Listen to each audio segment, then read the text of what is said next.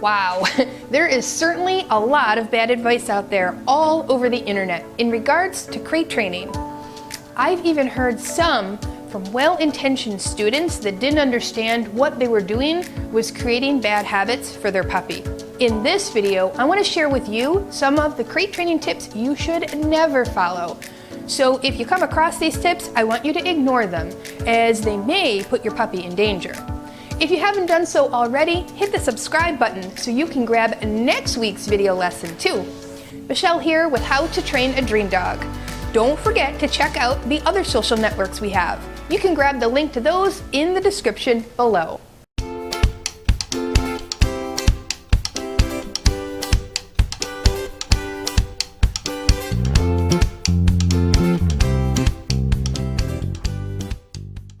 Okay, here goes all the bad advice you should never follow. In case you're wondering where I got all this knowledge from, well, I've been a certified trainer for the last 20 years. I've worked with thousands of puppy owners, and I've educated them all on the proper care they should be providing for their puppies on a regular basis. Here we go. First, I heard so many people say that you should never use a crate with a puppy because it keeps them confined and stresses them out.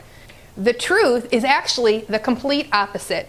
Most dogs feel more comfortable when they're in a safe place. When you teach your puppy to love their crate, they won't have any issues with it, and they won't be anxious or nervous in it either. Now, you can grab some crate training tips here in this video. All right, let me put it to you like this. We keep babies in a pack and play or a crib to keep them safe while they're playing or they're sleeping. In this way, they're not going to crawl off and fall down the stairs or touch electrical outlets or generally just get themselves in trouble. I want you to think of your puppy's crate like a pack and play or a crib. This is the place that they're going to stay to keep them safe when you can't keep both eyes on them. This means that you can use the crate periodically throughout the day, which I encourage you to do, as well as times that you have to leave the house and of course at bedtime. So many puppy owners think they have a super well-behaved pup that will never get themselves into trouble. Well, I recently watched a video of a 9-month-old dog whose owners thought their dog was super trustworthy. Yet their dog set their house on fire because they became curious and they knocked something over that caused the fire to start. It's far better to keep your puppy safe in a smaller confined area than it is to let them have free roam of the whole home, where they can chew electrical cords, your furniture, or injure themselves when you're not there. All right, on to another tip you should never follow. I've heard people say that they use their crate as punishment, as a way to punish their dog for doing something bad. This is terrible advice. Your puppy is never going to understand why they were thrown in their crate and how to fix the problem or make things better. As a matter of fact, you can make a negative association with the crate when you use it as punishment. We don't want to do that. I don't ever want you to take your dog and punish them by putting them in their crate and telling them that they were a bad dog. That's a big no-no. Ideally, what we do want to do is teach our puppies better behavior. The only way they're going to learn how to have better behavior is if you teach them. Remember, puppies weren't born knowing the rules of your home, and you have to teach them each and everything you want them to learn. They don't come already knowing the rules or even what words mean. All right, next piece of terrible advice. Setting the puppy crate in front of the window so your puppy can watch the world go by. Yikes, this is really bad advice. All right, I know what you're thinking. You just want your puppy to have something to do while they're in there. So, if they just had something to watch, like people go by, or animals, or birds, or the world, then they'll be okay, and they won't get bored. What this actually does is teach them how to be anxious and nervous, and territorial. What a puppy quickly learns is to bark at people or things passing by outside, as they can see them, but they can't actually get to them. At first, they think barking will bring the people closer. Then what actually starts to happen is the complete opposite. As people pass by your house, your puppy starts to learn that their barking makes them go away.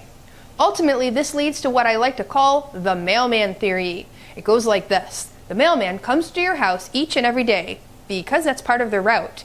However, your puppy believes that their barking has made the mailman go away. Or just go ahead and replace mailman with any other person, dog, or animal passing by outside. You see, your puppy quickly learns to get accidentally rewarded for this behavior because they learn their barking works and it makes people leave. Instead, what I want you to do is keep your crate in a semi-quiet place in your home and cover your crate with a sheet or a blanket. Now, for the best tips on how to cover your crate, make sure you watch this video here because I don't want your puppy to eat the blankets or the sheet that you put on top. All right, the next piece of terrible advice I've heard. Play loud music to drown out the noise going on outside so that your puppy stops barking. Yikes, this makes me want to cringe. Now, playing loud music to try to drown out noises outside is actually very stressful for your puppy. This is going to create anxiety while they're in their crate, and they may try to escape out of their crate because they're anxious and they're nervous. You want to create a calm and relaxing atmosphere for your puppy. So make sure you click this video so that you can play calming music for your dogs. Now, next up, leaving water in the crate. Now, I'm a firm believer that we don't want to dehydrate our dogs. However, leaving water in the crate only leads to accidents and messes in the crate. Your puppy's going to get bored while they're in there and they're going to want to play in the water. In addition, they're going to have to go to the bathroom more frequently. Since they're in their crate, there's no place to go but in the crate. We never want to teach our puppies to go potty in their crate. So don't leave water in the crate for your dog. My recommendation is to use a puppy crate and pen setup. Now, you can find out more about that in this video here. All right, ideally, this means that your crate is going to be attached to your puppy pen, and inside your puppy pen, you can put a bowl of water down periodically throughout the day. It's not down all day as we need to monitor the water intake so we know how frequently they need to go out. This helps with our potty training process too. We want to teach our puppies how to potty outside instead of inside, so monitoring water is a great way to keep track of how much your puppy drinks so that you'll know how frequently they need to go out. Now, keeping bedding in the crate is another bad piece of advice. Now, I know what you're thinking. You may want to keep your puppy comfy and cozy. However, a puppy that's going through the teething and chewing phase, which typically starts around 3 to 4 months and lasts past 6 months for most puppies, they're going to want to chew on their bedding. This leads to potential ingesting of stuffing, which may need to be surgically removed. Your puppy will be just fine laying on the bottom of their crate floor.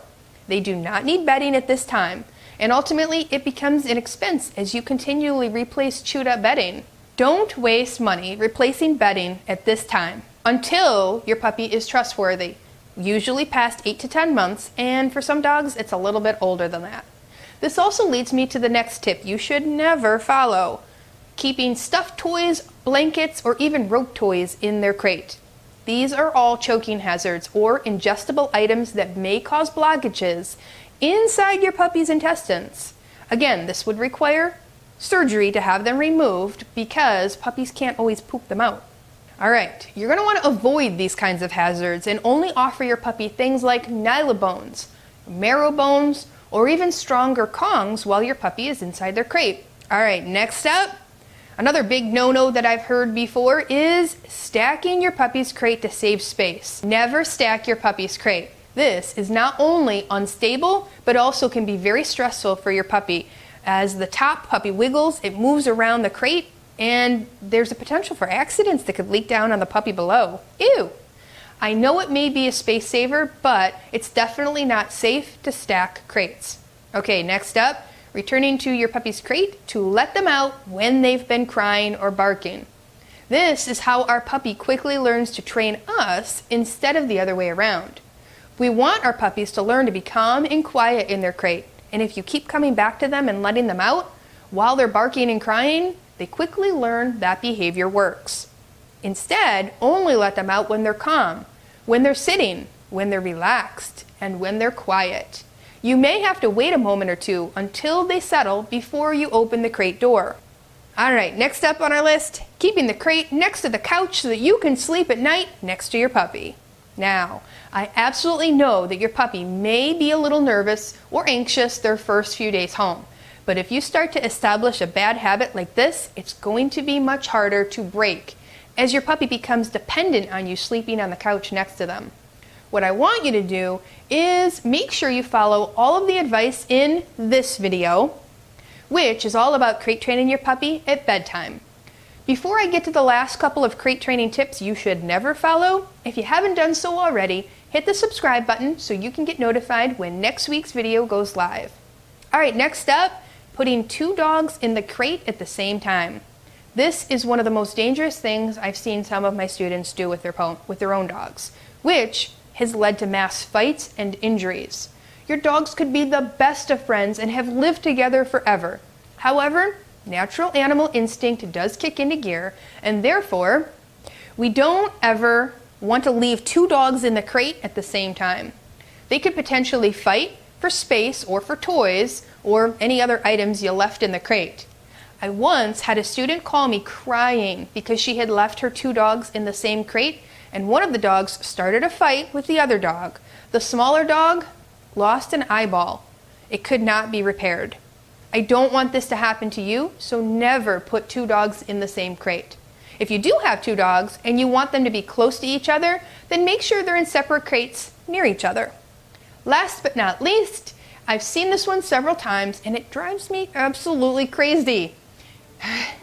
If you own a pickup truck, please do not put your puppy in the back of the pickup truck. I would rather you use a travel harness inside your vehicle than attempt to keep your puppy in the bed of a pickup truck, where flying debris happens, noises are really scary, and the stress of everything passing by your puppy very quickly can be immensely overwhelming and can create a negative association with the crate.